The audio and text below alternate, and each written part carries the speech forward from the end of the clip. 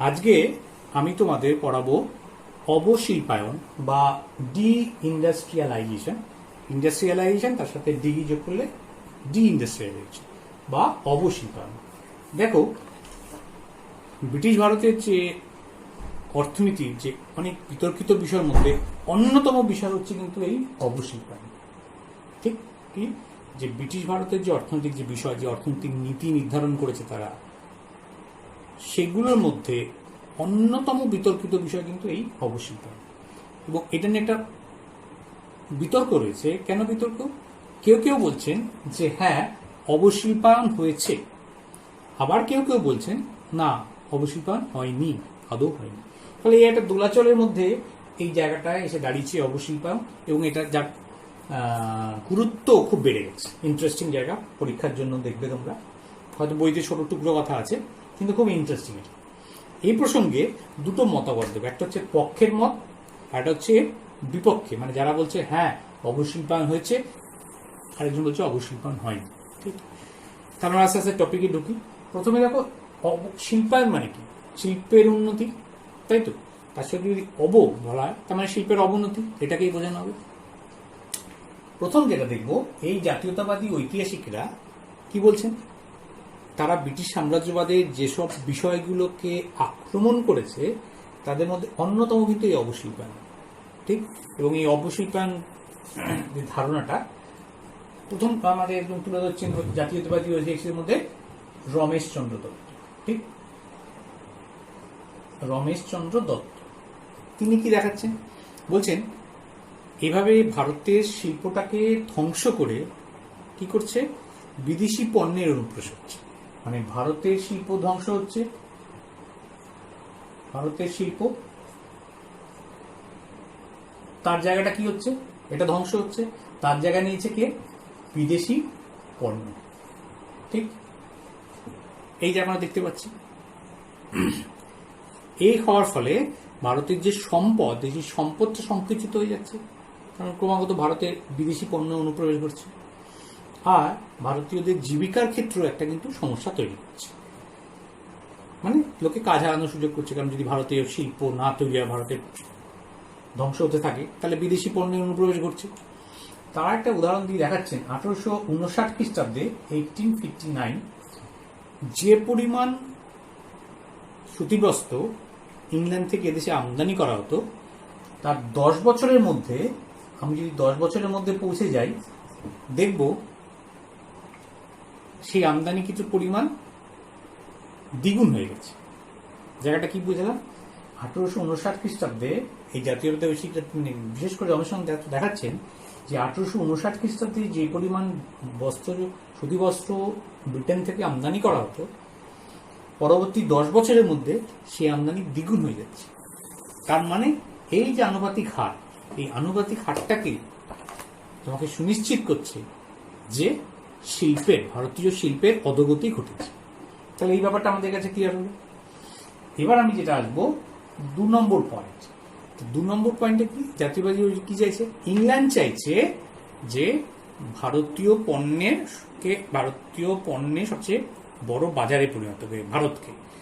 ঠিক, এটা আমরা দেখব যে জাতীয়বাদী ঐতিহাসিকদের মত 2 নম্বর যেটা, ভারতকে কি করতে চাইছে তারা? ভারতকে ইংল্যান্ডের বড় পণ্যে পরিণত করছে, পণ্যের বাজারে, ইংল্যান্ডের পণ্যের বাজারে পরিণত করছে। তার ব্যাপারটা কি? মানে ভারত হবে ইংল্যান্ডে যে তৈরি করা দ্রব্য সামগ্রী তার প্রধান বাজার। ঠিক, অন্যদিকে যদি ইংল্যান্ডের শিল্পের যে কাঁচামাল লাগে, সেই কাঁচামালের প্রয়োজনীয়তা মেটাবে কে? এই ভারতীয়। দেখো, তোমাদের এখানে একটু কথা বলি, সেটা হচ্ছে কি, ইংল্যান্ডের শিল্প বিপ্লব হয়ে গেছিল। তার আগের পর্যায়ে যদি তোমরা যদি দেখো, তার আগে কিন্তু ভারতের সুতিবস্ত্রেরই বেশি গুরুত্ব ছিল, চাহিদা ছিল, মান উন্নত ছিল। তোমরা হয়তো জানো বা পড়েছো যে আহমেদাবাদকে বলা হয় ম্যানচেস্টার, ভারতের ম্যানচেস্টার, কিন্তু ব্যাপারটা কিন্তু তা নয়। এর অনেক আগে থেকেই আহমেদাবাদ বা গুজরাট বা বিভিন্ন অঞ্চলে কিন্তু বস্ত্রশিল্প বেশ উন্নত মানের ছিল। আমি শিল্প বিপ্লবের আগের কথা যদি তোমরা ভাবো, সেই সময়ের কথা যদি বলি, তুমি ইংল্যান্ডে কোনো বাড়িতে গেলে দেখতে পেতে তার পর্দা থেকে আরম্ভ করে বিছানার চাদর, যে কোনো সুতিজাত বস্ত্র সবকিছু ভারত থেকে আসত। চিন্তা করে দেখো কিরম ব্যাপারটা ছিল। তো ইংল্যান্ডরা কি ঠিক করলো, ব্রিটেন, যে ক্রমাগত এই ভারত থেকে আমদানি করা জিনিসের উপর শুল্ক চাপিয়ে দেওয়া ক্রমাগত। তাহলে জিনিসের দাম বেড়ে গেল। প্রশ্ন হচ্ছে এটা কতদিন চলবে? যতদিন না ভারতের থেকে আসা বিদেশ মানে দেশীয় পণ্য, যেটা মানে ব্রিটেনে আসা পণ্যটা সম্পূর্ণ বন্ধ হয়ে যায়, ততদিন তারা এই শুল্কটা চাপিয়ে রেখেছে। বুঝে গেল? তাহলে এইভাবে তারা ধীরে ধীরে ভারতীয় শিল্পটাকে ধ্বংস করতে যাচ্ছে। ঠিক জাতীয়তাবাদী সেটাই তৈরি হচ্ছে, এবং উল্টে ইংল্যান্ড থেকে এদেশে তারা জিনিসপত্র আমদানি করতে শুরু করেছে, মানে রপ্তানি করছে, ভারতীয়রা আমদানি করছে, ভারতের পণ্য ছেয়ে যাচ্ছে, ইংল্যান্ডের পণ্য ভারতের বাজার ছেয়ে ফেলছে। আর কি, শিল্প বিপ্লবের জন্য যে কাঁচামাল লাগে সেই কাঁচামালের যোগান আসছে কোত্থেকে? ভারত থেকে। ঠিক, তাহলে এই দুটো বন্ধ গেল। থার্ড যে মতটা বলা হচ্ছে সেটা বলছে কি, এই সময় ইংরেজ আমলে শিল্প নিযুক্ত যে মানুষ, ভারতে যে শিল্পে নিযুক্ত যে কর্মচারী সংখ্যা, মানুষের সংখ্যা বাড়েনি, বরঞ্চ কমেছে। তার মানে শিল্পে নিযুক্ত মানুষের সংখ্যা কমেছে, আমি এটা বলতে পারি। শিল্পে নিযুক্ত মানুষের সংখ্যা কমছে, তাই তো। উল্টে কোথায় বাড়ছে? কৃষিক্ষেত্রে। শিল্পে যদি কমে তাহলে কৃষিতে ওটা বাড়বে, শিল্পে যদি কমে তো কৃষিতে বাড়বে, তাই তো। তাহলে তারা এইভাবে মত দিয়ে দেখাচ্ছে যে শিল্পের অধোগতিই ঘটেছে। এটা কেউ স্বীকার করুক না করুক, ব্রিটেনের লোকরা অবশ্যই ভারতীয় শিল্পক্ষেত্রে একটা অধোগতি বা অবনয়ন লক্ষ্য করা গেছে। তাহলে এই ছিল তোমাদের অবশিল্পায়ন সম্পর্কে জাতীয়তাবাদী ঐতিহাসিকদের মত। এটা তোমরা বুঝতে পারবে। এবারে আমি যেটা করব, অবশিল্পায়ন সম্পর্কে আরেকটা যে মত গড়ে উঠেছে সেই মতটা, অর্থাৎ জাতীয়তাবাদী ঐতিহাসিকদের মতটা আমরা দেখলাম। এবার দেখবো একজন বিখ্যাত, সেটা হচ্ছে মরিস ডি মরিস। এনার বক্তব্যটা আমরা একটু খেয়াল করব। হয়তো তোমাদের এগুলো বইতে নেই ভাবতে পারো, কিন্তু খুব ইন্টারেস্টিং। মরিস ডি মরিসের বক্তব্য আমরা এখানে তুলে দেব। তিনি কি বলছেন দেখো। তাদের মত কিন্তু অবশিল্পায়ন হয়নি। কেন? কারণ ওই যে ইংল্যান্ডের যে বিভিন্ন জায়গা, ধরো ল্যাঙ্কাশায়ার থেকে যে আমদানি হচ্ছে বলেই আমাদের এখানে একটা রব উঠেছে যে ভারতের শিল্প কোথায় ধ্বংস হয়ে যাচ্ছে, বস্ত্রশিল্প বিশেষ করে। কারণ তোমরা হয়তো জানো যে শিল্প বিপ্লব যে হয়েছে ইংল্যান্ডে, সেটা বস্ত্রশিল্পকে কেন্দ্র করে হয়েছিল। ফলে ইংল্যান্ড থেকে যে আমদানি করা হচ্ছে ল্যাঙ্কাশায়ার থেকে বস্ত্রজাত সামগ্রী, তার ফলে আমাদের দেশের শিল্প কোথায় ধ্বংস হচ্ছে, এইটি যে বক্তব্য, তিনি এর সাথে একমত ছিলেন না। তিনি কি বলছেন? তিনি বলছেন যে ভারতের এত বেশি চাহিদা ছিল, মানে এখানে তিনি জোর দিচ্ছেন চাহিদার উপর। চাহিদা এত ছিল যে সেটা মেটাবার পণ্য, সেই চাহিদাকে পূরণ করার মতো শিল্পজাত সামগ্রী ভারতে ছিল না। ঠিক সেই কারণে কি করছে, ইংল্যান্ড থেকে বস্ত্রজাত সামগ্রী ভারতে আমদানি করতে হচ্ছে। তাহলে তিনি এটাই দেখাতে চাইছেন যে ভারতের শিল্প কিন্তু ধ্বংস হয়নি, তার বরঞ্চ শিল্প এই সময় কমেনি, বরং বেড়ে থাকতে পারে। কিন্তু সেটা যদি বেড়েও থাকে, ভারতের যে বিপুল চাহিদা, সেই চাহিদাটাকে পূরণ করার অবস্থা কিন্তু ভারতীয় যে হস্তচালিত যে শিল্প বা হাতে যে তৈরি করা হতো যে বস্ত্রজাত শিল্প, সেটার পক্ষে মেটানো সম্ভব ছিল না। এই কারণেই বিদেশ থেকে পণ্য আমদানি করা হতো। কিন্তু এটা কখনোই না যে ভারতীয় শিল্প এর ফলে ধ্বংস হয়ে যাচ্ছে। এটা হচ্ছে মরিস ডি মরিসের একটা সুচিন্তিত মতামত। দ্বিতীয় নম্বরটা কি বলছে, যে হ্যাঁ, উনি দেখাচ্ছেন যে শিল্প চাহিদা বাড়ছে, মানে শিল্প ধ্বংস হয়নি, বরঞ্চ শিল্পের আরো উন্নতি ঘটে থাকতে পারে, এরকম তিনি একটা মত দিচ্ছে। দ্বিতীয় যেটা বলছে দেখো, সুতো। এই যে সুতো আমদানি হচ্ছে, ইংল্যান্ডে কি হচ্ছে, কলে তৈরি সুতো হচ্ছে, স্পিনিং জেনি। ক্লাস 9 উঠে তোমরা জানবে এইসব যন্ত্রপাতিগুলোর নাম।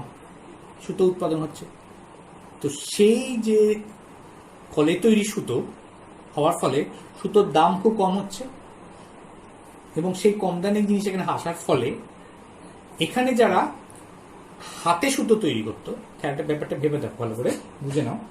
ইংল্যান্ডের কলে সুতো তৈরি হচ্ছে, ফলে কলে তৈরি হওয়ার ফলে একসাথে অনেকগুলো হচ্ছে এবং তার দামও কম থাকছে। এবার সেইগুলো যখন ভারতে রপ্তানি করা হচ্ছে কম দামের সুতো, ফলে এর সাথে কে পেরে উঠছে না? ভারতীয় যে হাতে যারা সুতো তৈরি করতো তারা ক্ষতিগ্রস্ত হচ্ছে, তিনি এটি স্বীকার করছেন। কিন্তু লাভবান হচ্ছে কারা? তাঁতিরা। কেন? কারণ যে তাঁতি ওই কলের তৈরি সুতো কিনছেন তার দামটা কম হচ্ছে, সুতোর দামটা তো কমে যাচ্ছে, সেটা কি যুক্ত হচ্ছে তার কি প্রোডাকশন কস্ট, মানে উৎপাদন ব্যয় যেটা আছে সেখানে ওটা যুক্ত হয়ে যাচ্ছে, ফলে উৎপাদন খরচটা কমে যাচ্ছে। তাই সুতোর সাথে তো যুক্ত যারা ব্যক্তি, যারা সুতো উৎপাদনকারী ছিল, তাদের হয়তো একটু অংশের ক্ষতি হচ্ছে, একটা অংশ ধরে নিয়েছি তাদের সামগ্রিক ক্ষতি হচ্ছে, কিন্তু বিরাট যে বস্ত্রশিল্প উৎপাদনের সঙ্গে যারা যুক্ত অর্থাৎ তাঁতি, তাদের কিন্তু লাভবান হচ্ছে। তাহলে এই একটা মত কিন্তু তারা তুলে ধরেছে। তাহলে দেখাচ্ছি এভাবে 3 নম্বর একটা খুব গুরুত্বপূর্ণ মত দিচ্ছেন, বলছেন ভারতে এমন কিছু কুটির শিল্প ছিল যেগুলো একমাত্র স্থানীয় চাহিদাই ছিল, তার নির্দিষ্ট চাহিদা আছে, তার বাজার আছে, এবং তাকে ইংল্যান্ডে কলে তৈরি জিনিস কখনোই তার সাথে পেরে উঠবে না, কারণ সেগুলো কলে তৈরি করা যায় না, সেগুলো একমাত্র এতই সূক্ষ্ম, সেগুলো হাতেই তৈরি, হস্তচালিত শিল্প। ঠিক, ফলে উদাহরণ কি দিচ্ছে, তোমরা যদি উদাহরণ বলো দামি শাড়ি, যেমন মসলিনের শাড়ি তোমরা হয়তো শুনেছো, একটা আংটির মধ্যে দিয়ে চলে যেতে পারে, বা বলা হয় একটা দেশলাই বাক্সের মধ্যে পুরোটা চলে যেতে পারে, প্রবেশ করতে পারে, এতই তার সূক্ষ্ম ছিল। তাহলে দামি শাড়ি এবং পাট বস্ত্রের যে কথা, সেইগুলোর কথা, সেগুলো চাহিদা কিন্তু থেকেই গেছিল, সেই শিল্পগুলো কিন্তু ধ্বংস হয়নি। কেন ধ্বংস হয়নি? কারণ এগুলো ইংল্যান্ডে কলে তৈরি হতো না, ফলে ভারতীয় বাজারে এদের চাহিদা থেকেই গেছিল, এই চাহিদা কোনোদিনই নষ্ট হবার নয়, অপূরণীয়। তাহলে এই ছিল হচ্ছে মরিস ডি মরিসের বক্তব্য অবশিল্পন যে হয়নি এই সম্বন্ধে। তাহলে আমরা একটা মরিস মানে অবশিল্পায়নের পক্ষে মত শুনলাম, আবার এর বিপক্ষে মত শুনলাম যে আদৌ অবশিল্পায়ন হয়নি যেটা বলা হচ্ছে। আমরা কি করব? আমরা একটা নিরপেক্ষ দৃষ্টিকোণে আসবো। ঠিক, আমরা নিরপেক্ষ দৃষ্টিকোণ থেকে বিচার করতে হবে এই ব্যাপারটাকে, যে সত্যি কি ব্যাপারটা, ঠিক হ্যাঁ কি না। বাস্তব হচ্ছে এটাই, এই অবশিল্পায়ন যেটা বলা হচ্ছে এটা সেটা অনিবার্য, ইনএভিটেবল, অনিবার্য পরিণতি। কেন অনিবার্য পরিণতি? কারণ আধুনিক যে কারিগরি সভ্যতা বা কারিগরি দক্ষতা, প্রযুক্তিবিদ্যার কাছে কোনোদিনই হস্তচালিত যে দক্ষতা বা হস্তশিল্প সবসময় নতি স্বীকার করতে বাধ্য। আবার বলছি, কোনো যন্ত্র নির্ভর যে প্রযুক্তি, তার কাছে, সেই প্রযুক্তিবিদ্যার কাছে হস্তশিল্পের যে বিদ্যা, সে কোনোদিনই পেরে উঠতে পারে না, তাকে নতি স্বীকার করতে বাধ্য, এবং এটাই স্বাভাবিক ঘটনা। সেটা একটা ভারতের ক্ষেত্রে নয়, এটা কিন্তু সারা বিশ্বের ক্ষেত্রেই হয়েছিল। ইংল্যান্ড যখন শিল্প বিপ্লব হচ্ছে, ল্যাঙ্কাশায়ারে যখন ভালো সস্তায় কাপড় তৈরি হচ্ছে, তার ফলে যদি ব্রিটিশরা ভারতে তা নিয়ে আসতে থাকে, আমদানি করে, এবং তার ফলে যদি ভারতের রপ্তানি কমেও গিয়ে থাকে, এটাতে কিন্তু ইংল্যান্ডকে দায়ী করা যাবে না। কেন? কারণ তোমাকেও সেই একই পরিমাণে ইকুইপড হতে হবে, তোমাকেও যন্ত্রচালিত শিল্পের সম্মুখীন হতে হবে, তোমাকেও সেইভাবে তৈরি হতে হবে। এটাই বাস্তব, এটাই অনিবার্য। কারণ ইতিহাসের ধারা নদীর স্রোতের মতো প্রবাহমান, তাকে পিছিয়ে ধরা যায় না, তাকে টেনে ধরা যায় না। ফলে যন্ত্রশিল্প সব দেশেই, পৃথিবীর সব দেশে আগে পরে হস্তশিল্পের জায়গায় কিন্তু এই আধুনিক যন্ত্রশিল্প গড়ে ওঠে, এটা অবধারিত, এটা অনিবার্য। ফলে এটা হতোই। একে ইংল্যান্ডের দোষ বা এইভাবে দেখে কিন্তু এটাকে দৃষ্টিভঙ্গি দিয়ে দেখা উচিত নয়। এই হচ্ছে একটা চমৎকার অবশিল্পায়ন সম্পর্কে একটা যে ধারণা, বিতর্ক, এই ছিল হচ্ছে অবশিল্পায়নের ব্যাপার। আশা করি তোমরা এটা বুঝতে পারো।